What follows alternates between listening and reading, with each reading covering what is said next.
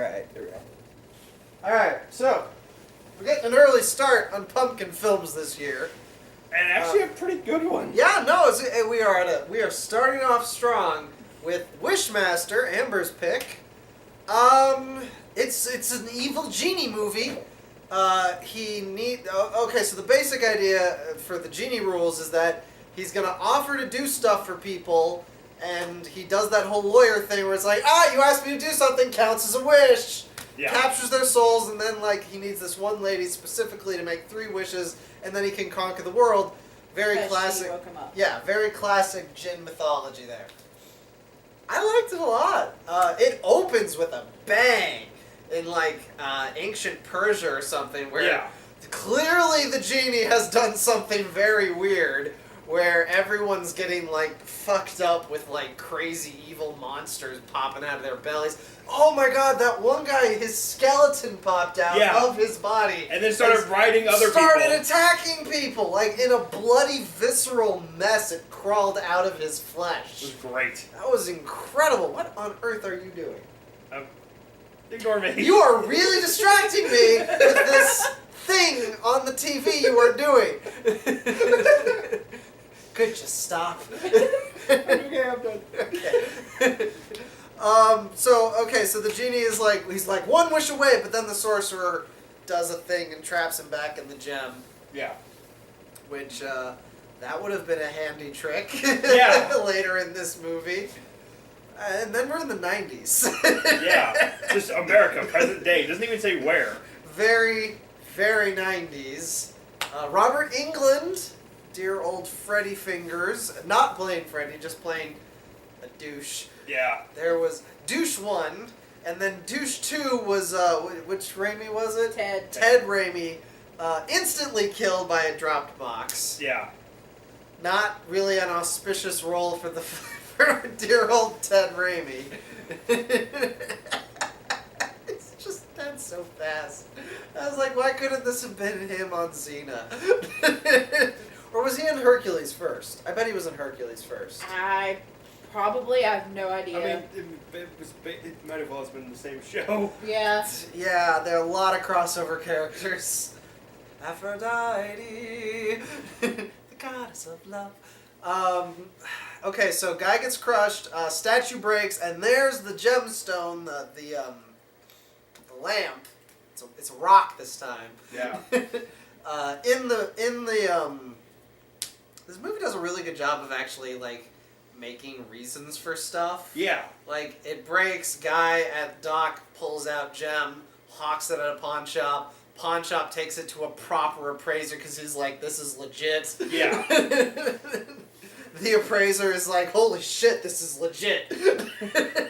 She's looking at it, she rubs it, trying to get her breath off of it, which I'm sure is very scientific. Yeah. That activates it, but it takes a little while, and she takes it to her, I'm going to do massive quotation marks here, friend-zoned scientist friend who she plays tennis with, which was a scene earlier where he's like, please be my girlfriend, and she's like, no, you're my best friend, I don't want to lose that. And he takes off his backwards baseball cap and puts it on her head, and he still looks like a douche. Yeah. Even without the backwards baseball cap. It is astounding how bro-douchey this guy is. Yeah.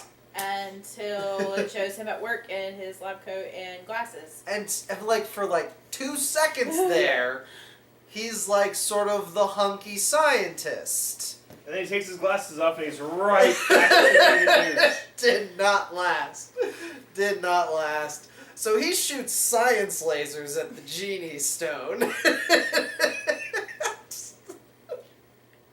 don't use science. But anyway, they don't tell him much, but then the genie wakes up and explodes the science machine that he's inside of, and basically mortally wounds science douche. Yeah. And he's... Okay, so Genie crawls out, and he looks like a Cyberman. Yeah. From, Dragon Ball Z. He's it's gross. The practical effects in this movie are fantastic. Yeah, you could tell they had a budget for those practical effects. Oh, yeah. Damn, Like, I wish more horror movies had this kind of budget to just go nuts with. Yeah. Like, can you imagine Hellraiser with this kind of budget? Yeah. God. You'd have more than one scene of a person being pulled apart by hooks. Yeah. Or they might even do something else, because they have a budget and can get creative. Like when the skeleton crawls out of the body that it's inside of. Yeah, or later on when he turns that person to glass. Yeah, and fuses him into the glass door and then walks through it to shatter it. Or I was talking about the person later at the party that That turned to glass. That too. He also did that. He is a real stickler, this Wishmaster, for like the phrasing of your wish. Yeah, because they had this great moment where he's trying to get into this facility, and the security guard says, "Yeah, I want you to go away." And you just see him turn around. He's like, "No, no, shit. I want you to leave. No. But then the guy says something. The only way. You have to go through me, and that I would love to see. And then he's like, "Oh yes, back in the game. That's the one where he turns the guy into a glass pane to walk through. Yeah. Who was the guy playing the Wishmaster? Once he stole a human face to wear, which is like one of the few magics he can do without someone asking him specifically for. Yeah. Andrew. I don't want to say the last name wrong. Divoff. Divoff? Andrew Divoff. What has he been in? Because he's really familiar. Air Force One, Toy Soldiers, Demons, The Hatred Colony. Oh, The Blacklist. I think that might be where I recognize him. Oh, he's in The Strain, too. I probably recognize him from Air Force One. Yeah, he had a good face. I don't know if that was his voice or if they were dubbing him. Because they gave him, like... It might have been his voice, because it seemed really natural. I didn't notice any weird dubbing. Yeah, I mean, I think there were a couple times where he was dubbed where he was clearly doing the Wishmaster voice. But, yeah, I think most of the time it was actually his voice.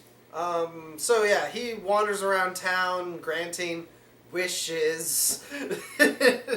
Sometimes in a very monkey's paw way, sometimes in a holy shit, I had no idea what I was asking for way. Yeah. Like this one girl, he asked her, "Wouldn't you like to be pretty forever?" And she's like, "Well, yeah." And he's like, "Alright, fine, you're a mannequin now." Yeah. And then later we find out she was alive as the mannequin. Which is worse? Way worse. Oh, that was a part that really bothered me. So Jewel Lady is on, like, the trail for what the fuck this Jewel thing that blew up her friend was, and she's having nightmare visions. So she's, like, really motivated, and tracks down the guy who bought the statue, and he sends her to his, like, contact for historical information. Yeah. This is what I mean by the movie having, like, a really good ABC structure, in that, like, her actions all make sense. It's like, alright, I found the guy who pawned it. He told me the guy who was, like, moving the statue. I talked to him. He's like, I don't really know much about the history stuff. Go talk to my history lady. Yeah, so, like, it was actually... Beat. Yeah. We didn't skip around. Split, intercut with the Wishmaster doing his, like, deep monkey's paw nonsense. But there was this bit where, like, the history lady says, the djinn is the face of pure evil. And then it hard cuts to the black store attendant lady who wished to be young forever in the mirror. I'm like, why did you cut from the worst evil face of all time to this lady instead of the genie who's in the room with her?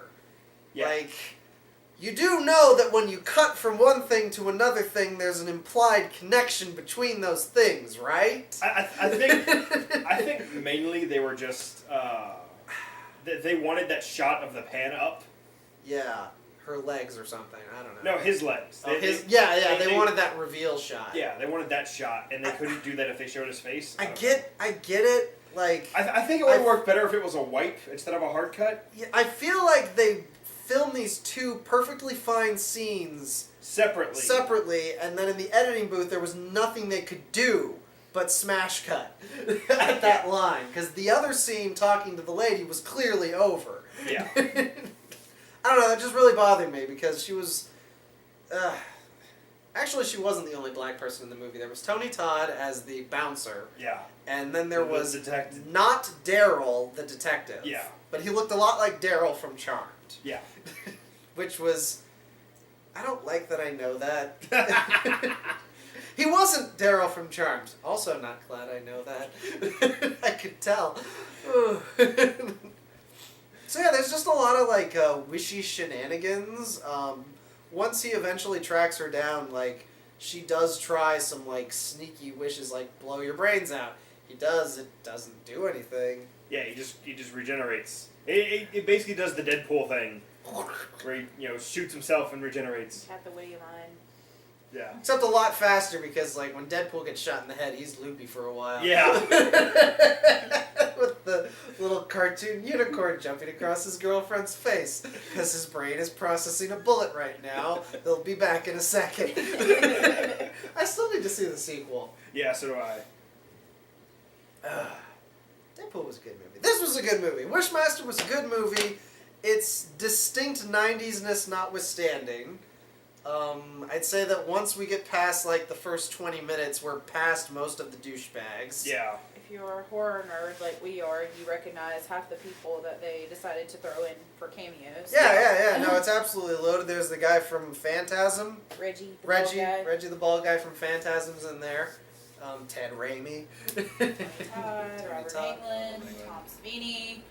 Yeah, no. Yeah, Savini was in there for like 3 seconds. Yeah, this movie has a lot of people in it, and most are doing a good job. Like, the main lady we follow, I mean, she's not, like, fantastic or anything, but she's doing her work. Yeah, and she, About as good as Jennifer Aniston in Leprechaun. Yeah, I mean, she presents herself well. Better than her sister. Her sister was thankfully not on screen for very long. She was just there to be threatened. Yeah. Sadly. And exposition. Yeah, exposition dump and the threat at the end of the movie. There's he redoes the thing where the guy says, "I wish I had a party that would be remembered for centuries." He's like, "Oh, I can totally do that," and he starts just randomly fucking with people. Yeah. Because now he can, because he just needs to make it really memorable, which is a very vague direction. Yeah. But he starts bringing statues to life, and that effect is that's all makeup, and they do it really well. Yeah, it was really well done. No, this was a lot of fun. We got a 10 years early arrow to the knee. Shot. You know what? I don't think it applies. I don't think it does, but I think you are reading far too deep into that. No. I know it's not an actual reference. You are retroactively trying to make the meme. I just think it's funny that we had that happen. So how are the other Wishmasters? The second one's good. Because it has the same guy playing the djinn. Yeah. But once he steps out and they get the new guy, they're not good. It's a shame how that happens. 4 or 5? I think. That's a pretty good track record for something that started in the 90s. Yeah. Most of the ones that got those obscene numbers were 80s children. Or Halloween H2O. Christ, who picked that name? Jason X is better than that. And that's a bad name. Yeah. No, yeah, Wishmaster, total recommendation. I mean, it's not scary, but it's gory, it's fun, Yeah, it's well made. Good movie. It is a little 90s though. Just a little bit. I don't want to spoil the end so much because it is relatively clever. But yeah. Man, that movie misjudged my appreciation for the douche bro. Yeah. Didn't like him at all, and the movie didn't read that at all. The movie was like, this guy's great, right? He's like you, viewer. He's attracted to a hot girl who thinks he's just a friend. Fuck you, friends.